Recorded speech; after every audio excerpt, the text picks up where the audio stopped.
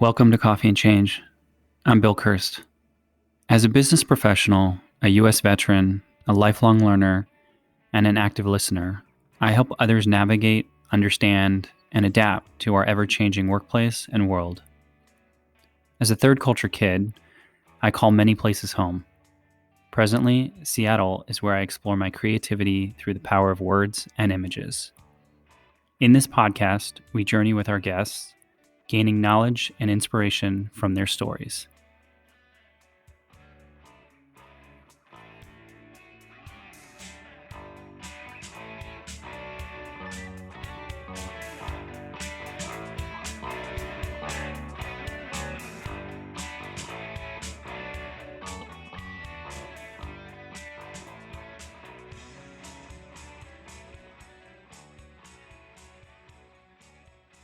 Welcome back.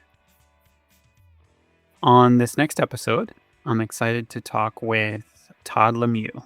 Todd is an award-winning graphic designer and art director who has a passion for clean, minimal design that is simple and effective. He believes in the power of design to inform and educate and shape brands and overcome communication challenges. Because good design is really about good business. Todd and I met at a Celebration of Life event in Florida recently and had such a great conversation about design and music and all the things that are worth celebrating in this life. So I hope you enjoy the conversation. Hey, good morning, Todd. Thank you for joining the podcast. Before we jump into what I'm really looking forward to this discussion, I kind of want to just name the fact that you and I met in a really interesting way in a really interesting time. And that was at the threshold of the celebration of life, which is probably not something that people necessarily think, hey, you meet someone at a celebration of life and then you have a great conversation with them, which is very generative. And then you end up wanting to talk about their passions and their life. But that's truly what a celebration of life is about. So before we jump in, would love to have you kind of intro yourself a little bit, but also reflect back on that day that we met. Okay, yeah, sure. Brief bio about a brief bit about me. I'm a graphic designer. I've done this my whole career. Specialize in logos and branding, but that kind of reaches and creeps into all kinds of other materials that a client may, potentially need. I love what I do. I still love what I do, and I feel like that makes me better at it. I'm very passionate about my work. Um, and I love. I mentioned logos and branding, but I also really love working on projects for music. Um, Mhm. and the past, like, probably 5 to 10 years-ish, my work has evolved a little bit. I've ended up doing a lot of work in higher ed space and nonprofits, and, something I used to never do, I do more of now is presentation design, which I didn't realize how broad it was until I started getting asked to do it, and I was not a big fan of the standard tool that I won't name because I don't wanna be that way.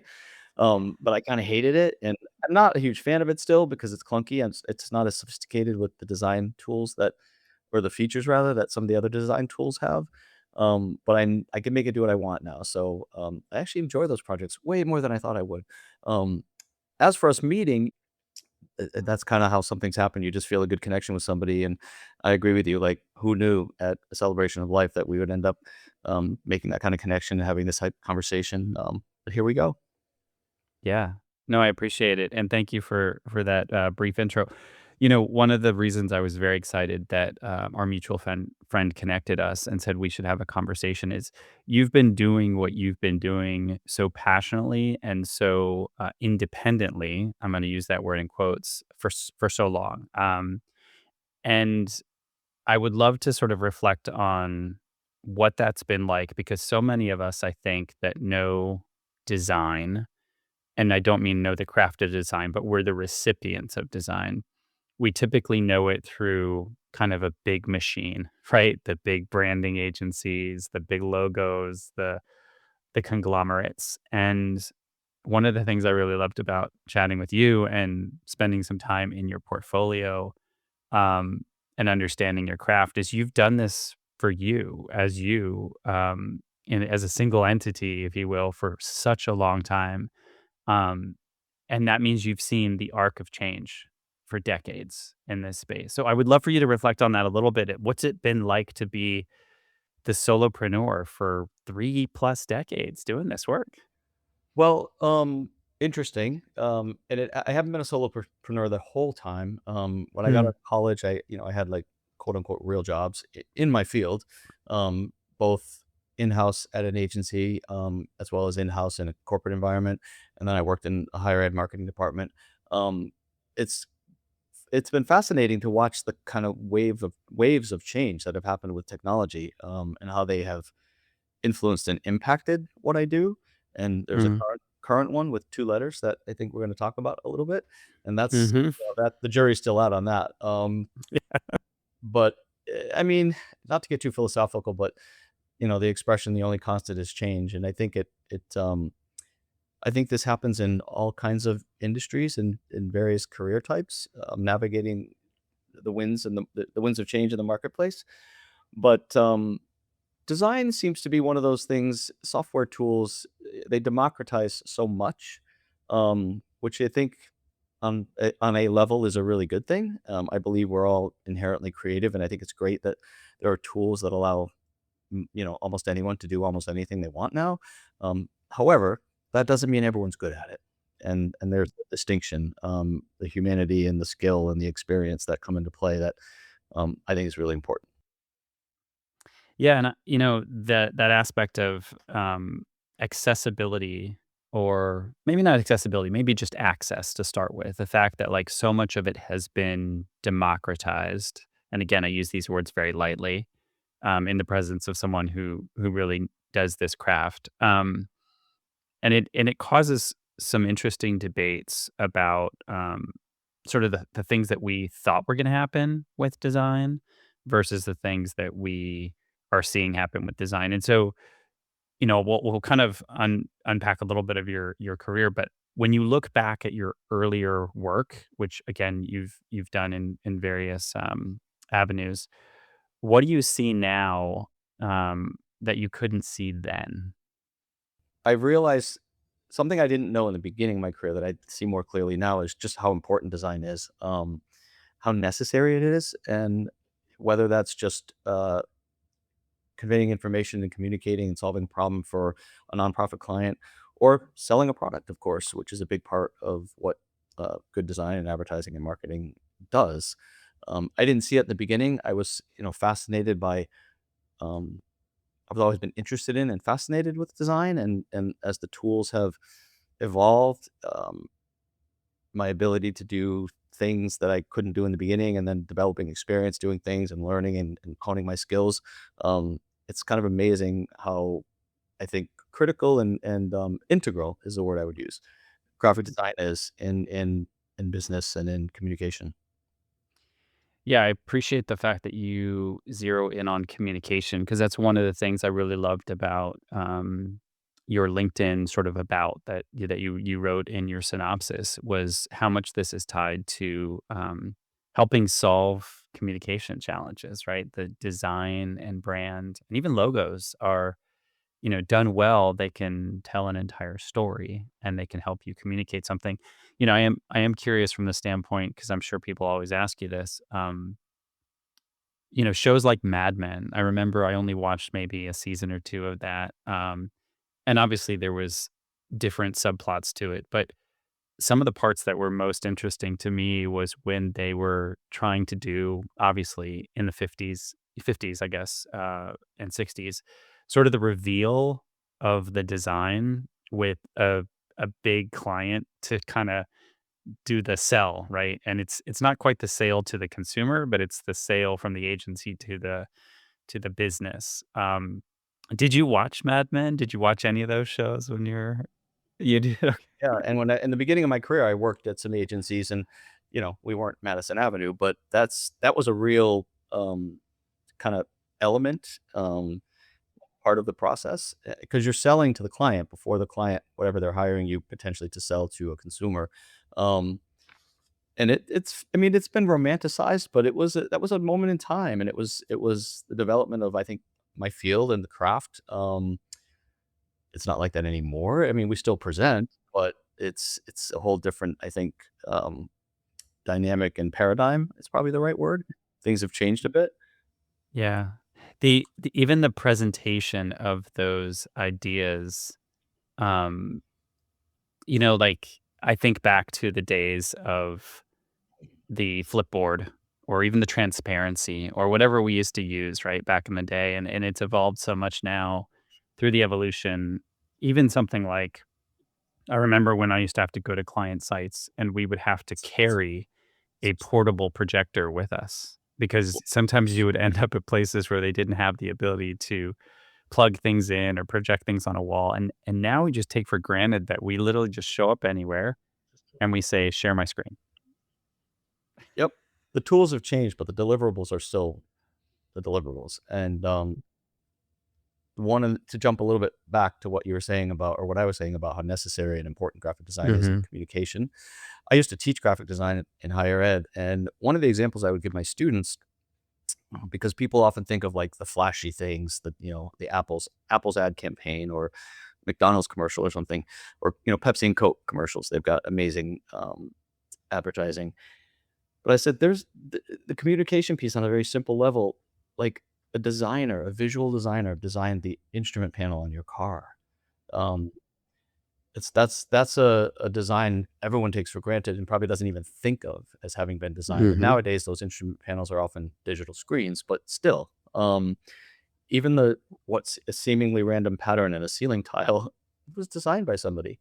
Um, I used to tell my students, like, for me, design and inspiration is everywhere. Just open your eyes. Those are two perfect examples of that. Carpet, upholstery, like things you don't necessarily think of as designed. There's they're designed. Cabinets, the pattern, the framing, the colors, the hardware, the handles, all that's a visually designed. It's just everywhere.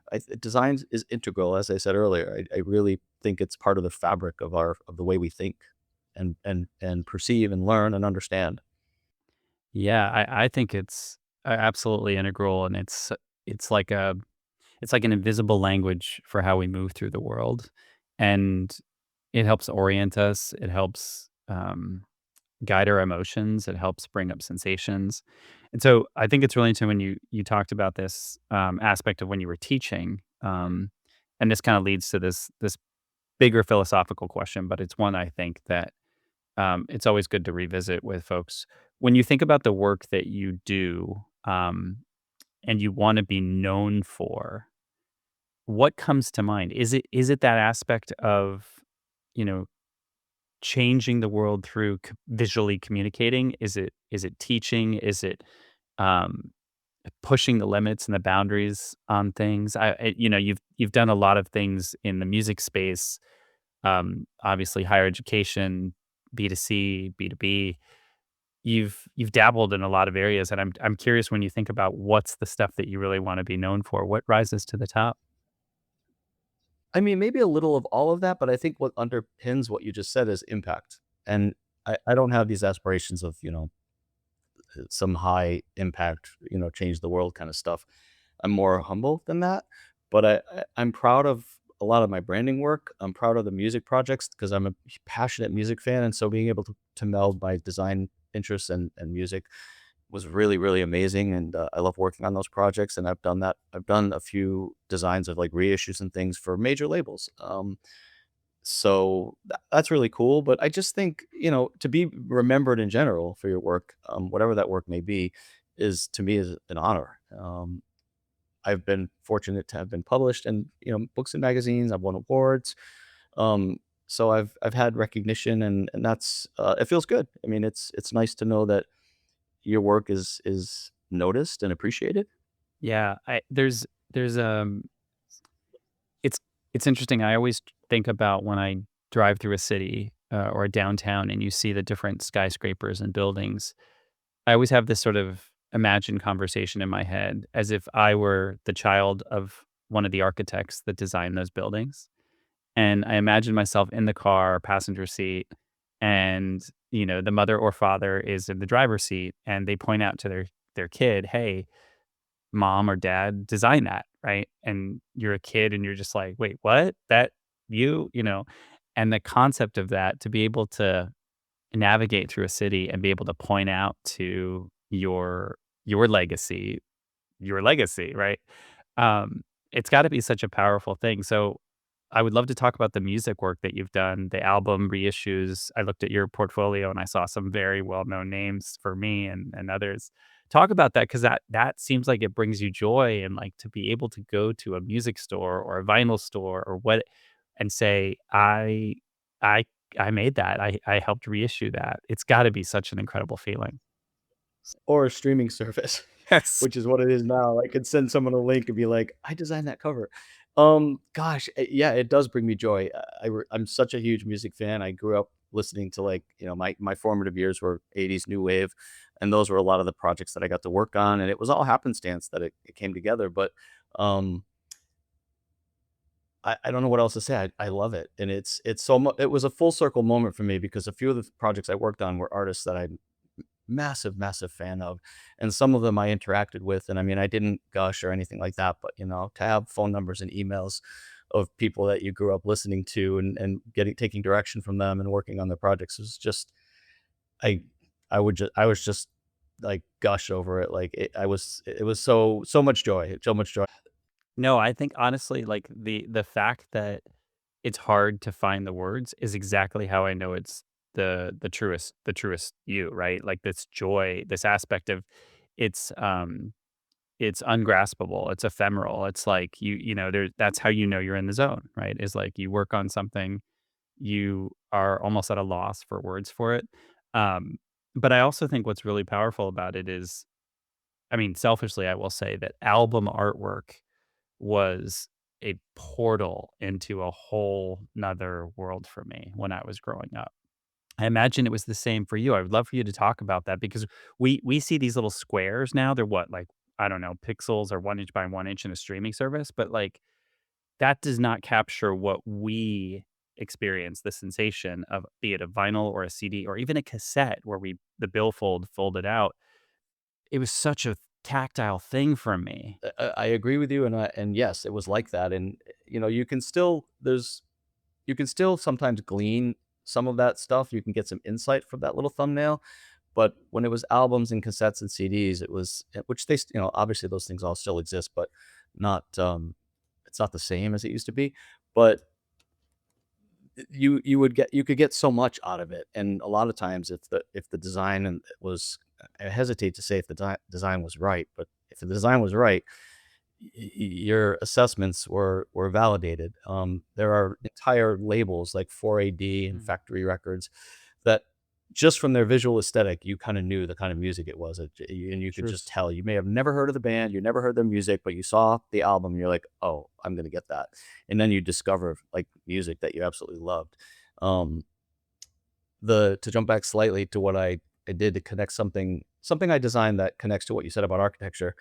It also, to your correct point, that's another thing that was designed. It's a much more permanent, not as ephemeral as much of what I end up designing. Logos last for a long time, but stuff, printed things and signs and trade show displays, all those things are temporary. Even social media, digital, digital is ephemeral. Very, very, a social media post is gone. It gets seen and then it's gone.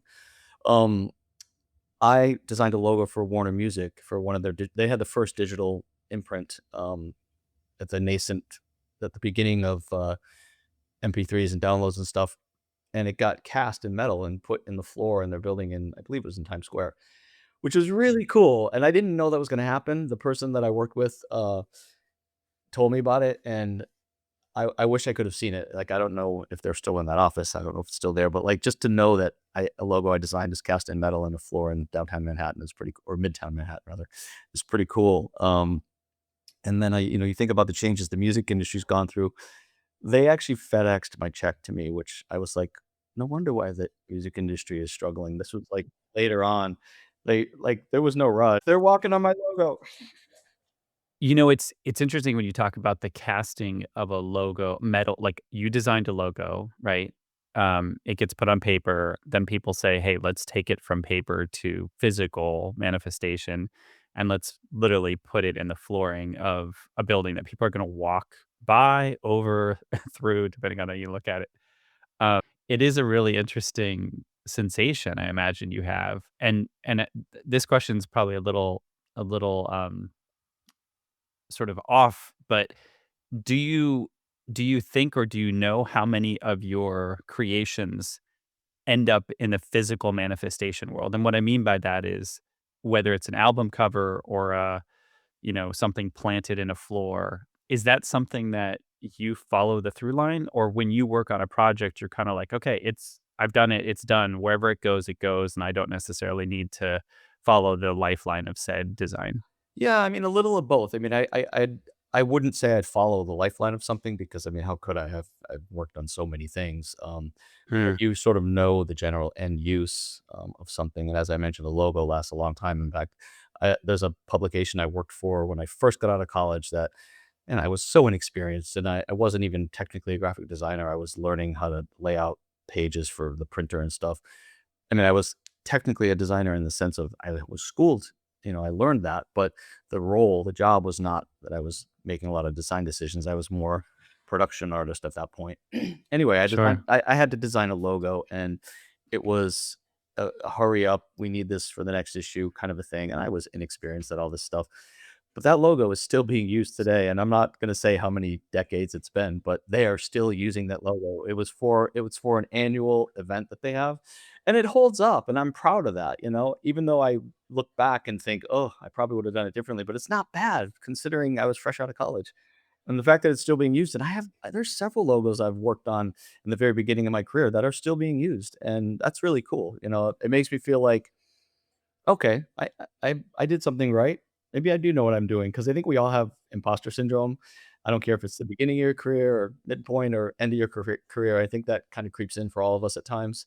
And I think, yeah, I'm at a point now where I think, yeah, I actually, I'm pretty good at what I do.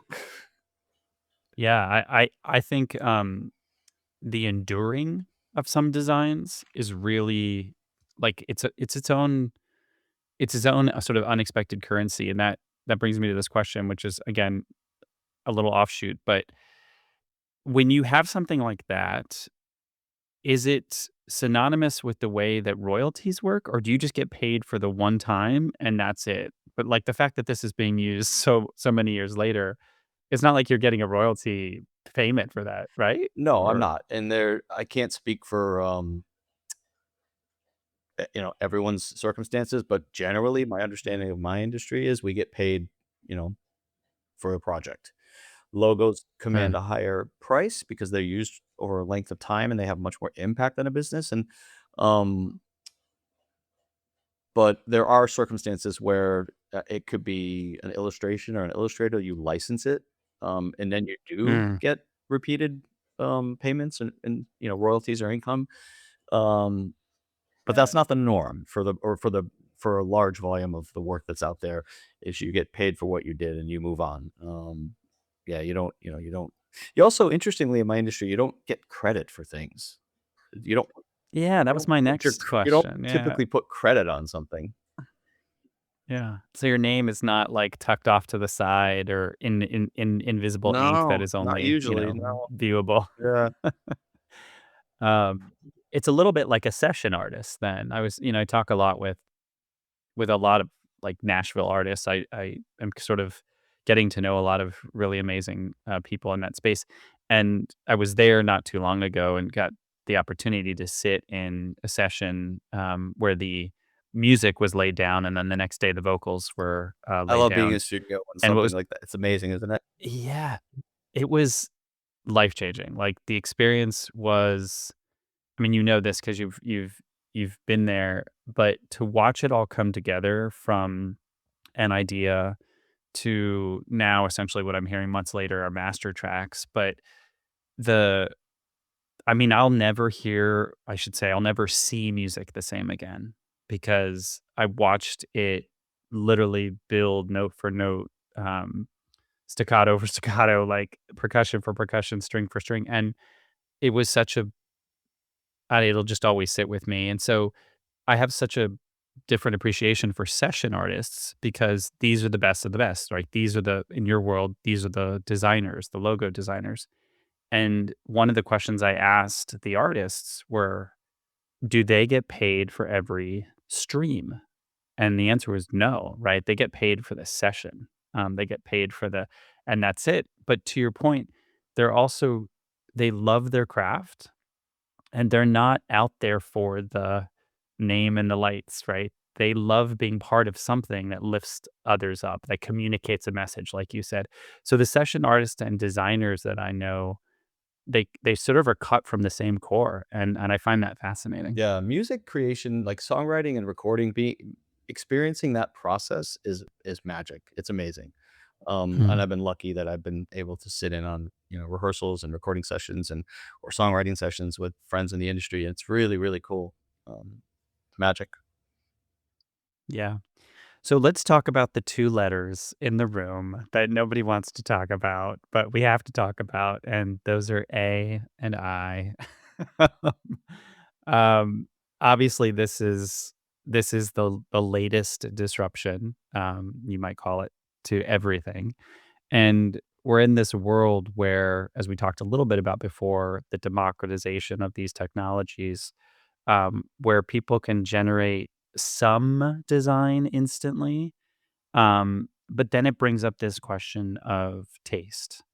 And so I'd love to talk to you a little bit about what that means now from your side of this, because I talk with students and artists and people every day. And while there's a plethora of stuff, I feel like there's not a plethora of taste. No, there's not a lot of good stuff. I mean, I'm nervous to say much. I'm not a fan Mm. of something like this taking my work away from me, and it seems to be chipping away at some of what I can, you know, some of the work I can get with clients. Um, but I do view it as another tool.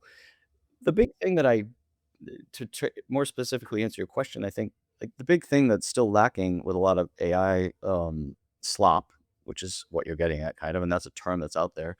I mean, I can spot it a mile away most of the time, but it's very samey. It's very homogenous, what I've been seeing so far. And it's built off of observing and learning and copying stuff that already exists. So the taste question, I mean, taste is really like judgment and discernment. And I don't think machine learning is there yet. I don't know if it'll ever get there. Who knows? It's the wild, wild west. I mean, this is happening so fast. This is faster than any change I've seen in any industry in my lifetime. Um, Sometimes feeling like it's just being forced on us, and it's I'm finding it useful in some elements of my work, but I don't use it to design. It's more of a research tool for me. Um, but I don't think yet, it's good at copying and spitting out variations of copies of things it knows, but I don't find that it's good yet at creative problem solving that humans can still really do well. Does that make sense? Totally. Yeah, I'm feeling all of that and more, in my everyday, in my day-to-day.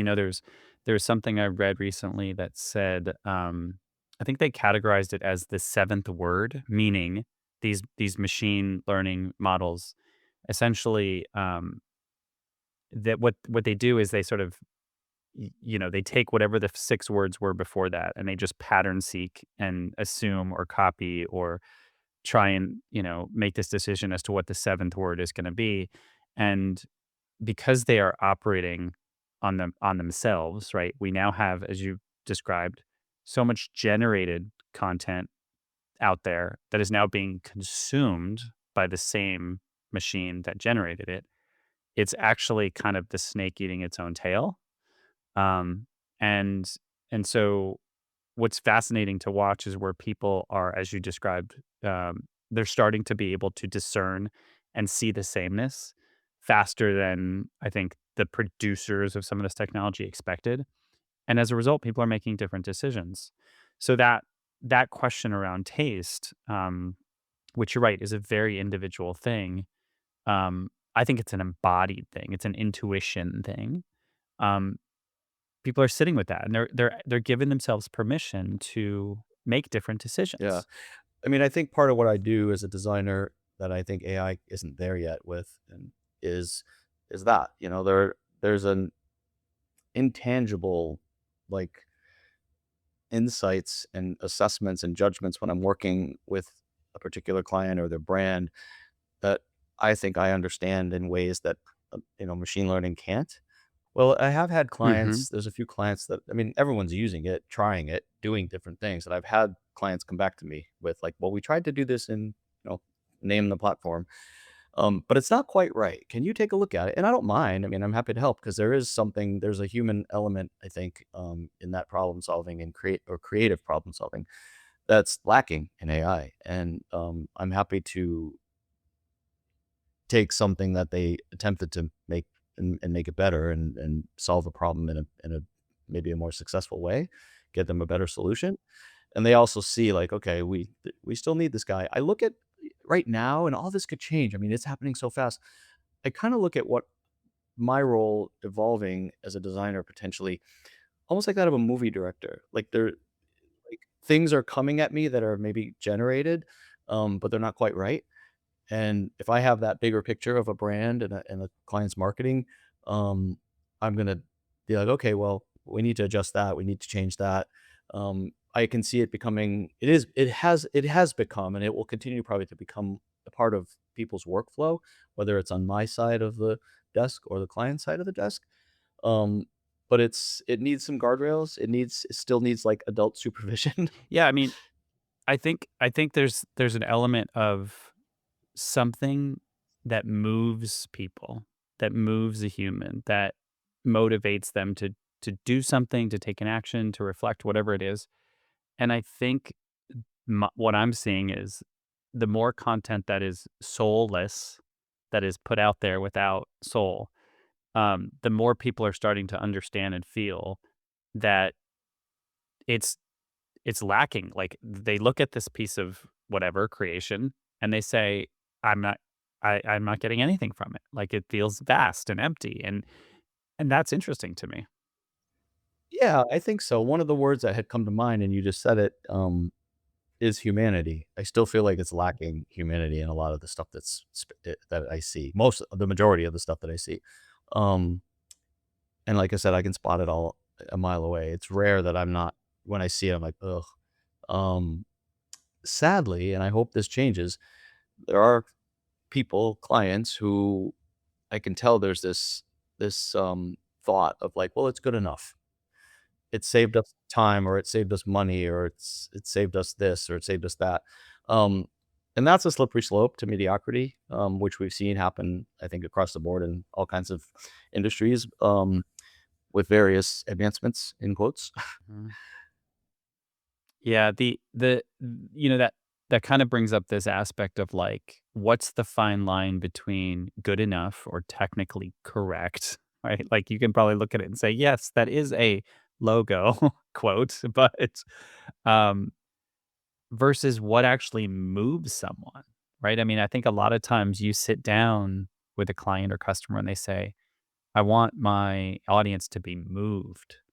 Um, is like, how do you thread that needle of like, yes, this is technically correct, but it's Well, emotionless. it's a circular answer. Like it's the humanity. And an example of this that I'll mention, which is a funny one in a way. Um, You can technically, like, let's say you have a layout and everything's gotta be centered in this layout. Um, the our tools can do that. We can literally click a button and center everything.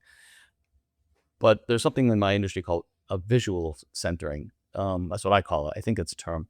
And it's not the technical exact center because sometimes the shape of something, the characters or the picture or the artwork or something, it's irregular, and so technical centering with the computer doesn't look right, and that's where the humanity comes in. Because I will move something a little bit, and it looks balanced even though it's actually technically not balanced, and to me, the humanity is the big thing that comes into play, and that's a single word that I think implies a lot of different things, um, when it comes to input and thinking and understanding and coming up with solutions in a project. It's a lot there that I think machine learning can't bring to the table. Yeah, I love that reminder of the technical center versus the sort of what the human eye um, responds to. Because good, bad, or otherwise, I think one of the things that I find, um, and all the tools I use is the propensity for it to do the, "Hey, you're centered," right? It's got the guidelines, right?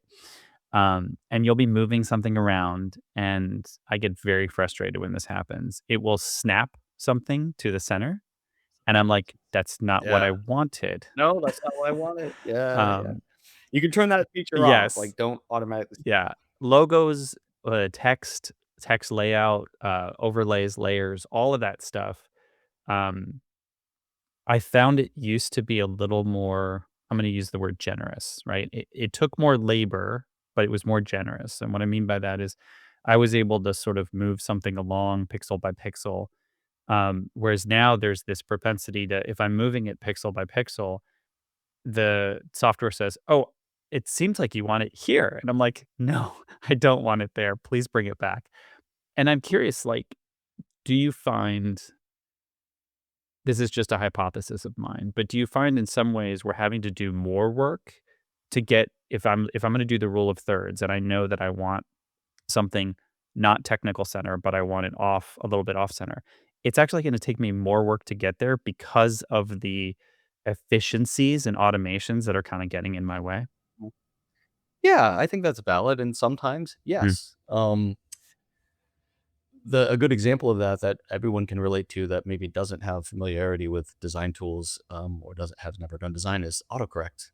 I mean, how many times have you typed, like, someone's name or their nickname, or you intentionally misspell a word because it's in this vernacular, it's in our slang, and I've had to fix it 3, 4, 5 times. One of the things that drives me crazy is a very specific example is the word the 2 letters DJ. Somebody's DJing, and it will only capitalize the D, and then it will lowercase the J, and I'll fix it, and it used to, I thought the technology was that if you corrected something once or twice, it would remember and not do that to you anymore, but no. That's one that always happens to me where I have to let it do its thing, type the next word, then I go back and capitalize the J. It drives me crazy. It's a silly little example, but we've all had that experience, I think, with autocorrect and auto capitalization. It's like, "Oh." It is very frustrating. I had, and to your point, I do think the autocorrecting is getting worse since this AI stuff has happened because, to give you an example, a small example, but I have a friend who goes by the, letters TK, right? And I remember I was working with him on a series of interviews or something for his PhD, and I was texting him a lot, so, TK, TK. And, at some point, this is years ago, it said, "Would you like me to remember the letters TK in this fashion?" Like, to your point, capital T, capital K, and I was like, "Sure." And at some point, I don't know, 3, 4, 5 years ago, the autocorrect basically replaced the letter TO, too, which we use a lot, with TK. And I'm like, "No." So now it's gone completely the other way. So every time I go to type in "to" in a text, it defaults to TK, and I'm like, so now I'm switching it back. And I almost wanna go back to a time to be like, reset to this window of time when things were not so complicated and jumbled, and your point is very valid. Like, I'm doing more work trying to send a text message which has the word "to" in it, which we use often. Um, I wanna just wipe it clean and just be like, "Start over." But I don't know if there's a start over. I don't know if there is either, and we become used to this Yeah. bullshit. Mhm. Oh, I shouldn't say No, that. you We come absolutely we become can. we yeah, we become used to this, I think, and I hadn't until you just made those statements, I didn't realize, like, yeah, this is very duplicative and a waste of time, and it's a frustrating, like, it's a friction, it's a frustrating brand interaction, really, Yeah. with the product. It could be it's not I'm sure it's not just the iPhone, the Android platform probably has a similar, features and similar glitches, but it drives me a little insane, and I hadn't really thought until you said it. It is a waste of Yeah. time, like, 'cause it happens over and over again. It's like, "Oh my gosh." I mean, on the iPhone, I don't know about the Android, on the iPhone, the whole swearing thing, like, we all type swears, and the iPhone won't let you write dirty words, you have to do it over and over Mhm. again, and it's just kind of a funny example, but yeah, you know, God forbid you use the F I word. know, right? Again, all about the human Becomes stuck. expression is, to have expression truncated or expression snapped to or technical center take over your canvas. Or Yeah. controlled, like, that it never sat well with me that the iPhone was trying to be pious, I guess, for lack of a better word, like, "Don't swear, don't say bad things," like, come on, we all swear. Mhm. It just doesn't like those bad words. Yeah, and I think the hard part to understand is gonna happen here is it used to be those machine learning models, sort of autocorrect or autocomplete or whatever, they actually used to be succinct in each, platform, right? So Google had theirs, Apple had theirs. But the more that everything goes to these large language models, they're all just partnering with each other, and this is where I feel like it's getting really murky really quickly. So, like, your autocorrect used to be an Apple thing, but now it's sort of an OpenAI Apple thing, and you're like, "Okay, so where's the learning actually happening, and where do I have control?" And the answer is you don't, which is frustrating, which goes back to why sometimes you need to pick up a pen or a pencil or a paintbrush and just go analog. And there's nothing wrong with that. I mean, isn't there lots of research that talks about the mind, the connection and how we learn to, reading paper pages and writing things down, Abs with an instrument, with a writing instrument versus typing in screens? absolutely. And I mean, I use both. I love books, but I also the convenience of ebooks is great, and I read lots of stuff on my iPad. But I'm still connected to my digital tool or to my analog items and tools. And I mean, I learned at the cusp of in college, I learned the old-fashioned way to do design, but it was also when the Macintosh was introduced and Photoshop happened and then Illustrator. And so I had, I learned the old way and the new way. And I mean, I'm glad that I was at the cusp of that instead of being left behind. But there's been disruptions, as you said at the beginning, and I think AI is the next one that's we're in the midst of, and it's shaking out a lot of stuff. But Yeah, I don't know, it's a wild, wild it west. is. One last question for you as we think about this wild, wild west. Again, to kinda go back to the humanity of this. When you think about, human designers and where they will thrive, um, and where they'll still have an advantage against this backdrop, what rises to the top for you? The answer is in the question, human. Yeah. Yeah. I think the humanity that we've already brought up a couple times, I think the inherent creativity that our brains, we're built to problem Mm. solve in ways that I think machines can't yet replicate. Um, and computers are fast, but actually I think our brain is a faster processor than any computer out there with certain types of knowledge, I guess. And um, I think that it's the humanity, it's the creativity that humans can bring, our ability to problem solve. Um, yeah. Yeah. I love that. What a great place to finish the answers in the question. Isn't that the truth, Todd? Th Thank you again for joining and sharing, a bit about your background and kinda guiding us in this discussion. I think it's gonna be like a multifaceted discussion in this space. I remember, I think it was maybe a year or so ago, I wrote an article on LinkedIn titled, like, "Design Matters," and my thesis in the article was essentially that the last bastion, those that are protecting the last walls of kind of our consciousness and our ethics are gonna be designers. Um, and so, yeah, I wanna read that. You wanna share it with I me, will. and to answer your question or to answer your statement, like, you're welcome, first of all. It's my pleasure, and thank you for inviting me, and, I look forward to more conversations. Yeah, absolutely. Enjoy the 3-day weekend, and, Thank appreciate the time and, look forward to learning more. you as well. Have a good weekend. Bye-bye. Thanks.